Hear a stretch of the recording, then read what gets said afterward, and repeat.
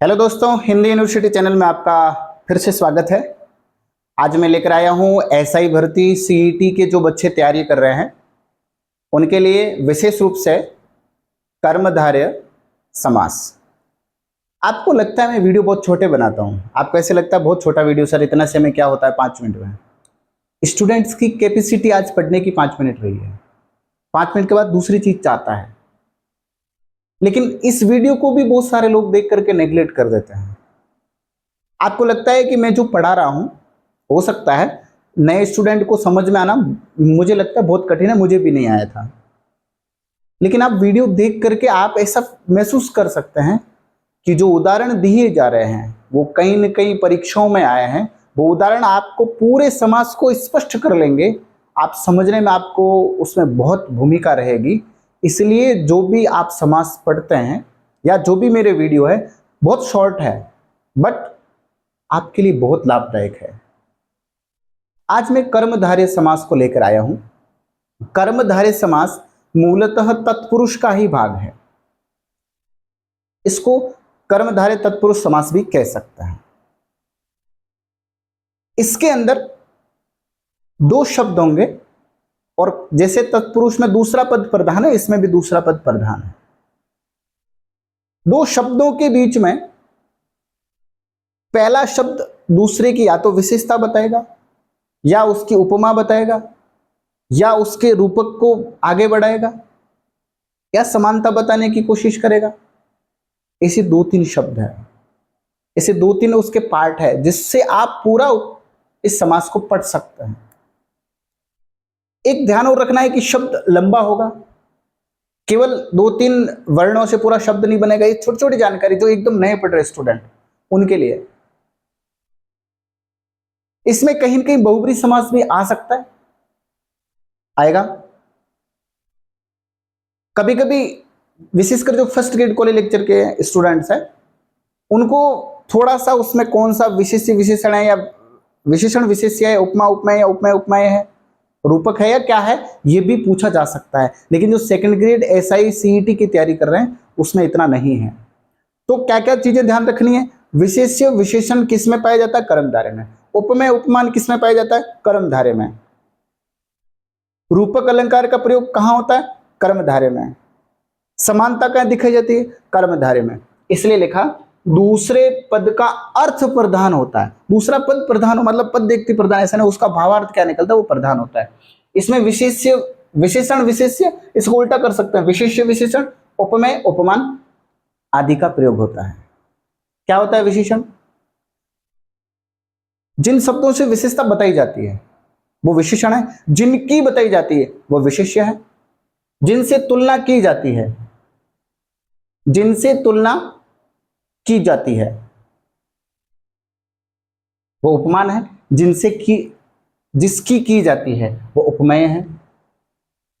इस बात का ध्यान रखना है। इसलिए सबसे पहले अपन विशेषण विशेष्य को पढ़ेंगे। नवजात, नव का अर्थ होता है नया, नया एक विशेषण है। जात यानी जन्मना, जिसका जन्म नया हुआ हो, जिसका नया जन्म हुआ हो या जो नव जन्मा हो। आप सीधा लिख सकते हैं, आप उल्टा नहीं कर सकते, नव जन्मा हो। परमाणु, परम ये विशेषण है, अणु ये विशेष्य है। अणु की क्या विशेषता है? वो परम है, परमाणु। परम है जो अणु।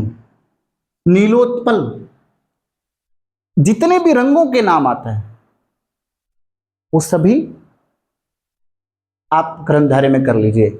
नीला है जो उत्पल यानी कमल। वीर बाला, कितना सरल है ये तो। वीर है जो बाला, वीर है जो, आप इसमें बाला लिखेंगे, बालिका नहीं लिखेंगे। ऑप्शन में ध्यान रखना है, जो जैसा है वैसे ही। खुशबू, खुश यानी अच्छा, खुश है जिसकी बू, खुशबू। अब खुशबू में बहुब्री भी हो सकता है। खुश है जिसकी, खुश का अर्थ होता है अच्छी, है जिसकी बू यानी गंध, यानी वो कौन? खुशबू एक लड़की का नाम भी है, ये भी ध्यान रखना है। गुड़धानी, गुड़ में मिली हुई धानी, गुड़ में मिली हुई धानी। हथगोला, हाथ से फेंका जाने वाला गोला, हाथ से फेंका जाने वाला गोला। अब देखो ये क्या है, कभी कभी दो विशेषण साथ में हो सकता है, दोनों विशेषण साथ में हो सकता है। दोनों विशेषण है काला शाह, काला है, शाह है जो, शाह और काला दोनों का अर्थ एक ही है और दोनों गुणवाचक विशेषण है। नील लोहित, नीला है, लोहित है जो।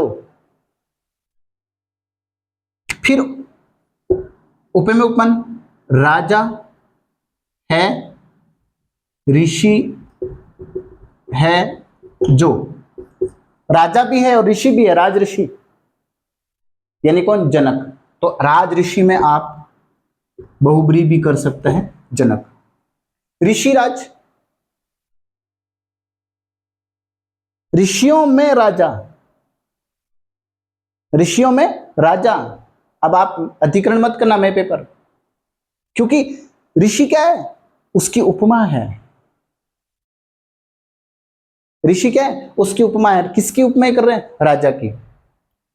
कवियों में पुंगव, पुंगव यानी श्रेष्ठ। कवि क्या है, कविता करने वाला, विशेषता उसकी, कवियों में पुंगव। चूड़ामणि, बहुब्री भी है। चूड़ा यानी सिर पर जिसके धारण है मणि, सिर पर है मणि, सीधा शब्द, वैसे शिव जी को कहते हैं। पुरुषोत्तम, पुरुषों में उत्तम शब्द अगर सीधा आता है पुरुषोत्तम, तो आप उसको तत्पुरुष अधिकरण कर सकते हैं, अधिकरण में पेपर।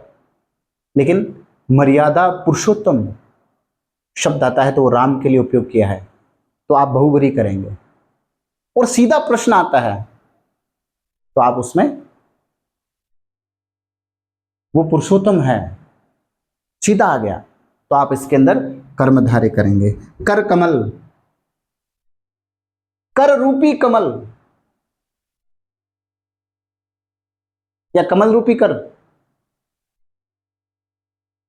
कमल रूपी कर, चरण रूपी कमल, ये कमल रूपी चरण, कमल रूपी चरण, ध्यान रखना।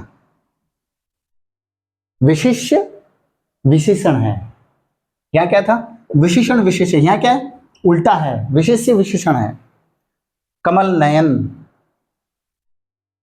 कमल के समान है जिसके नयन, यानी कौन, राम को कहा है, लेकिन सामान्य रूप से कर्मधारय, लेकिन बहुब्री भी बनता है। राजीव लोचन, राजीव लोचन, राजीव का अर्थ होता है कमल, लोचन का अर्थ होता है आंख, राजीव लोचन।